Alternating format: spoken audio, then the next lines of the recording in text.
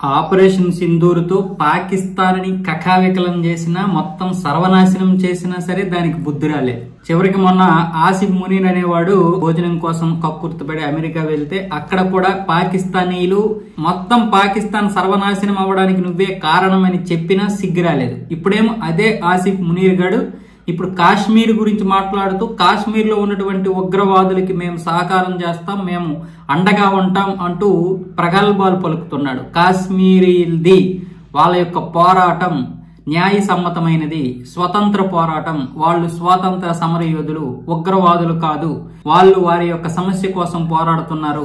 ఈ కశ్మీర్ ఎప్పటికీ కూడా పాకిస్తాన్ జీవనాడి, ఇంతకు ముందు కూడా అన్నాడు, అదే ఇప్పుడు కూడా అంటున్నాడు. అంటే వాడు మళ్ళీ ఏదైనా ప్రణాళికలు రచిస్తున్నాడా లేదా పక్కన పెడితే వాళ్ళని రెచ్చగొడుతున్నాడు. ఇప్పటికే 370 రద్దు వల్ల కాశ్మీర్ లో శాంతి నెలకొల్పబడింది, పైగా అక్కడ ఉపాధి అయితే చాలా మంది పొందుతున్నారు కదా. అది ఇప్పుడు నచ్చనటువంటి, అది గిట్టనటువంటి ఈ ఉగ్రవాదులు వేర్పాటువాదులకి ఇప్పుడు ఆసిఫ్ మునీర్ గడు చాలా బాగా ప్రోత్సహిస్తున్నాడు.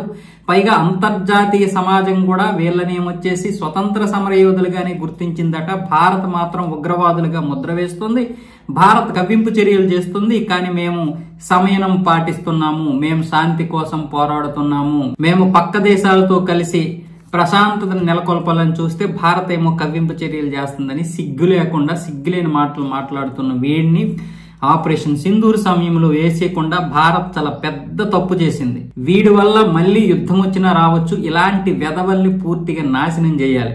ఇజ్రాయెల్ ఏ విధంగా అయితే ఇరాన్ లో ఉన్నటువంటి శాస్త్రవేత్తలను కూడా విడిచిపెట్టలేదు, అలాంటిది ఈ పెద్ద పెద్దోళ్ళనే లేపేసింది.